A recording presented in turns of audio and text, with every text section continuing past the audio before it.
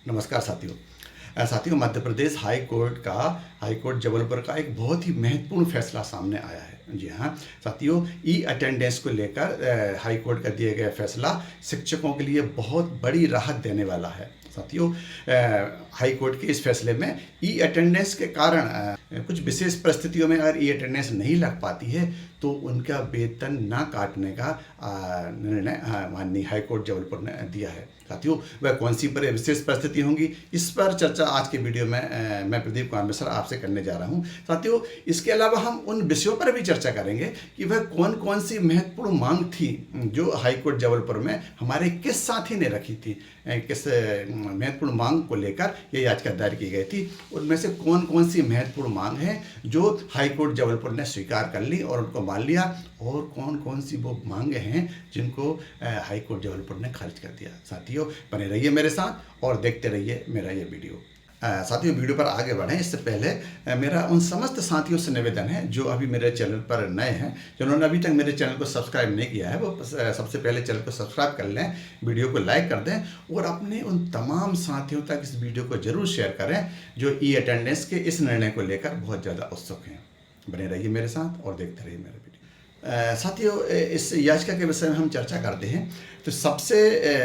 ये माननीय high court में ये याचिका रामाधार द्विवेदी जी ने दायर की थी। रामाधार द्विवेदी जी ने दायर की थी और उनकी याचिका पर 21 जुलाई 2026 को माननीय हाई कोर्ट जबलपुर ने यह फैसला सुनाया है। साथियों, सबसे पहले हम बात करें कि उस याचिका में हमारे साथी रामाधार द्विवेदी जी ने क्या क्या मांग रखी थी और उनकी कौन कौन सी मांगों को माननीय हाई कोर्ट ने स्वीकार किया और वो कौन कौन सी मांग थी जिनको रिजेक्ट कर दिया गया। साथियों, सबसे पहले हम चर्चा करें कि वह हमारे जो याचिकाकर्ता थे उनने कौन कौन सी मांग। साथियों, इस याचिका में सबसे पहली मांग हमारे याचिकाकर्ता ने जो रखी थी उसमें यह मांग रखी थी कि हमारे शिक्षक ऐप से जो हमारे शासन द्वारा जो आदेश जारी हुआ है, हमारे शिक्षक ऐप से ई अटेंडेंस लगाने वाला इस आदेश को शासन द्वारा वापस लिया जाए या इसको निरस्त किया जाए। जो सबसे पहली मांग थी। साथियों, हमारे याचिकाकर्ता द्वारा दूसरी मांग यह रखी गई थी कि शालाओं में विभिन्न तकनीकी समस्याएं होती हैं, कई बार टेक्निकल प्रॉब्लम्स होती हैं जिनके कारण ई अटेंडेंस नहीं लग पाती है और इन टेक्निकल प्रॉब्लम्स की वजह से कई जगह नेटवर्क नहीं होता, कई जगह और अन्य प्रॉब्लम्स हो सकती हैं। इन प्रॉब्लम्स की वजह से ई अटेंडेंस अगर नहीं लग पाती है तो इस ई अटेंडेंस न लग पाने के कारण उनका वेतन ना काटा जाए। यह दूसरी मांग थी। साथियों, इसमें तीसरी मांग यह रखी गई थी कि हमारे बहुत से साथी ऐसे हैं जो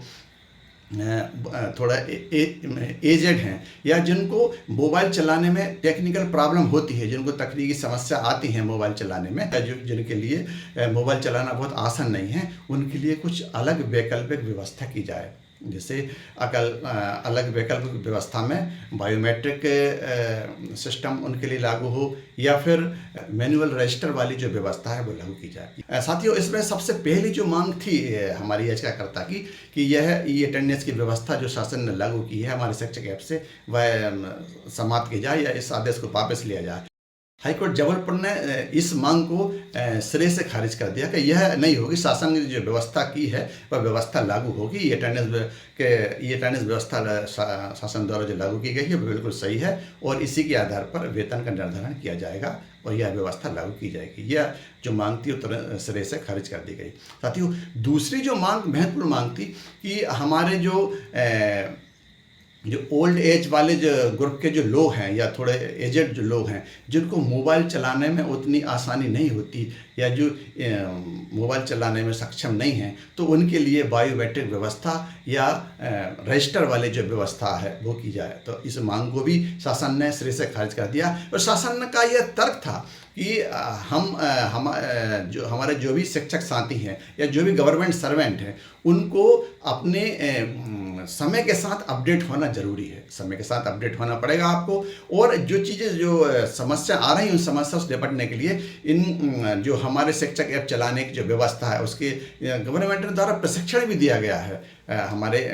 विभिन्न स्कूलों में विभिन्न माध्यमों से इसका प्रशिक्षण भी दिया गया है और अगर उसके बाद भी आपको कोई समस्या आ रही तो आप अपने टेक्निकल एक्सपर्ट से इस विषय में संपर्क कर सकते हैं, लेकिन आपको अपडेट होना पड़ेगा। ऐसा नहीं है कि आपको यह अगर मोबाइल चलाने में कोई दिक्कत है तो आपको इस व्यवस्था से छूट मिल जाए, ऐसा संभव नहीं हो पाएगा। हमारे शिक्षक साथियों को अपडेट होना पड़ेगा और इस व्यवस्था से को लागू किया जाएगा, इसमें कोई ढील नहीं दी जाएगी। साथियों, तीसरी महत्वपूर्ण बात यह थी कि कई जगह नेटवर्क प्रॉब्लम होती है या कोई अन्य टेक्निकल इशू होते हैं, उसकी वजह से शिक्षक स्कूल में तो उपस्थित हैं, शिक्षक स्कूल में पहुंच भी गए, लेकिन उसके बाद भी कई बार ई अटेंडेंस नहीं लग पाती। साथियों, ऐसा ऐसे मामले बहुत ज़्यादा सामने आ रहे हैं। और अगर ऐसी कोई प्रॉब्लम होती है कि टेक्निकल प्रॉब्लम की वजह से ई अटेंडेंस नहीं लग पा रही है, नेटवर्क प्रॉब्लम हो सकती है और भी दूसरी समस्या हो सकती है कि टीचर स्कूल गया है उसके बाद भी अगर वह ई अटेंडेंस नहीं लगा पा रहा है, तो ऐसी परिस्थिति में उसका वेतन ना काटा जाए, यह भी महत्वपूर्ण मांग थी। साथियों, इस मांग को माननीय हाई कोर्ट द्वारा स्वीकार कर लिया गया है। माननीय हाई कोर्ट ने इस मांग को स्वीकार किया है और इस मांग को जायज भी माना है कि वास्तव में अगर हमारा शिक्षक अगर स्कूल गया है, स्कूल में उपस्थित है, लेकिन किसी टेक्निकल प्रॉब्लम की वजह से या नेटवर्क प्रॉब्लम से या और किसी अन्य परिस्थिति की वजह से अगर वो ई अटेंडेंस नहीं लगा पा रहा है, तो वह लिखित में अपनी राइटिंग में इसका आवेदन अपने संकुल प्राचार्य को दे और संकुल प्राचार्य को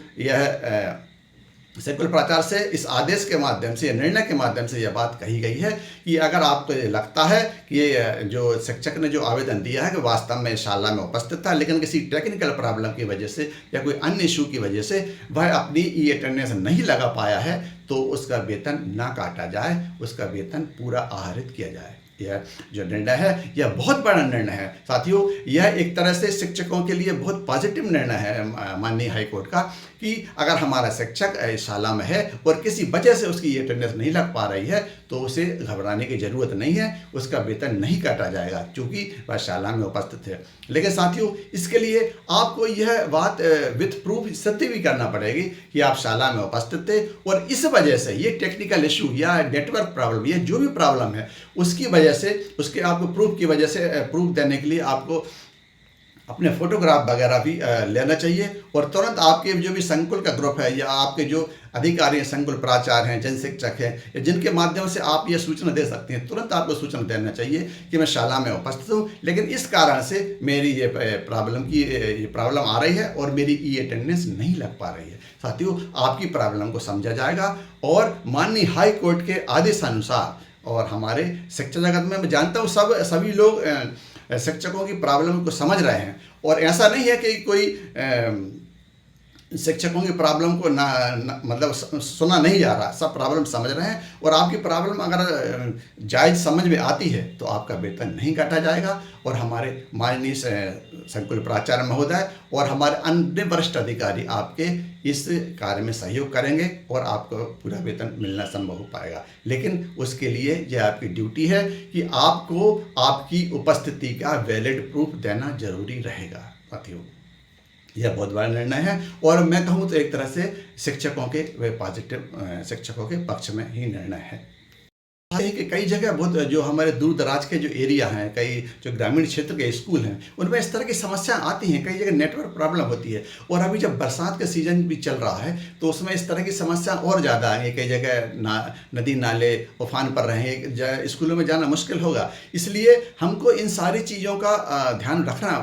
पड़ेगा कि हम अगर शाला में उपस्थित होने जा रहे हैं और किसी कारण से अगर हमारी ये अटेंडेंस नहीं लग पा रही है, लेकिन हमारे रास्ते में है, रुक गए हैं, तो हम सारी चीज़ों के अगर हम प्रूफ इकट्ठे करेंगे और हमारे संकुल प्राचार्य को अगर हम ये चीज़ दिखा पाएंगे, उन तक ये बात अपनी पहुंचा पाएंगे, तो निश्चित रूप से वो आपकी समस्या को समझेंगे। साथियों, इसलिए सरकार ने यह जो हमें टाइमिंग दी है, जो टाइम इन और टाइम आउट के लिए जो टाइम दिया है, जो सुबह 9:30 बजे से लेकर 11:30 बजे तक का जो समय दिया है, वो इसलिए दिया है। हालांकि 11:30 बजे का कोई टाइम नहीं रहता स्कूल में जाने का या स्कूल पहुंचने का, लेकिन इसलिए टाइम इतना ज़्यादा दिया गया है, 2 घंटे का समय हमें टाइम इनके लिए इसलिए दिया गया है कि हम किसी वजह से अगर किसी कारणवश शाला में लेट पहुंच पाते हैं तो भी हमें अटेंडेंस से वंचित ना होना पड़े, हमारी ई अटेंडेंस लग जाए। साथियों, इसलिए 1 घंटा बाद तक का जो समय दिया, 10:30 की बजाय 11:30 बजे तक का समय हमको ई अटेंडेंस लगाने के लिए टाइम इनके लिए दिया गया है। इसी प्रकार साथियों, हम बात करें तो शाम के समय 3:30 बजे से हमारा टाइम आउट का टाइम शुरू हो जाता है। 3:30 बजे से लेकर रात में 9 बजे तक हम अपनी ई अटेंडेंस लगा सकते हैं। साथियों, किसी कारणवश कई कार्यालय ऐसे रहते हैं जिन कार्यालयों में बहुत से काम ऐसे रहते हैं जिनमें कई बार रात तक हो जाती है, कई बार विधानसभा क्वेश्चन कर रहते हैं या कई बहुत से टाइम लिमिट वाले जो चीज़ें रहती हैं जिन पर काम करना बहुत ज़रूरी रहता है, तो बहुत देर रात तक बहुत से ऑफिसों में काम चलते हैं। खासतौर से हम बात करें बीआरसी ऑफिस, डीपीसी ऑफिस, संकुल ऑफिस, इस तरह से कई तरह के जो ऑफिस हैं उनमें बहुत देर तक यह काम करना पड़ता है। इसलिए सरकार ने 3:30 बजे से लेकर 9 बजे रात तक का टाइम आपको टाइम आउट के लिए दिया गया है। साथियों, इससे हम अगर किसी कारणवश थोड़े लेट हो जाते हैं आने में या जाने में, तो भी हम अपनी ई अटेंडेंस लगा सकते हैं। साथ ही इसी प्रकार की समस्या को ध्यान में रखकर ही सरकार ने यह हमारे लिए टाइम इन और टाइम आउट के लिए इतना ज़्यादा समय दिया है। साथियों, मुझे आशा नहीं बल्कि पूर्ण विश्वास है कि यह जो हाई कोर्ट का फैसला है इससे हमारे शिक्षकों को बहुत ज़्यादा राहत होगी। और अगर वाजिब रूप से हम इस शाला में जा रहे हैं और किसी कारणवश हमारी अटेंडेंस नहीं लग पा रही है, कोई टेक्निकल प्रॉब्लम या नेटवर्क प्रॉब्लम या अन्य किसी इशू की वजह से अगर हमारी अटेंडेंस लग पा रही है और उसका हम अगर वैलिड प्रूफ दे देते हैं तो हमारी वेतन नहीं कटेगा, ऐसा मुझे पूर्ण विश्वास है। साथियों, इसी तरह शिक्षक, शिक्षा विभाग से जुड़ी सारी खबरों को लेकर मैं हमेशा वीडियो के माध्यम से आपके सामने उपस्थित होता रहा हूँ और होता रहूँगा। साथियों, इसी तरह शिक्षा विभाग की अन्य अपडेट को लेकर मैं नेक्स्ट वीडियो में फिर आपके सामने उपस्थित होऊंगा। तब तक के लिए जय हिंद, जय भारत।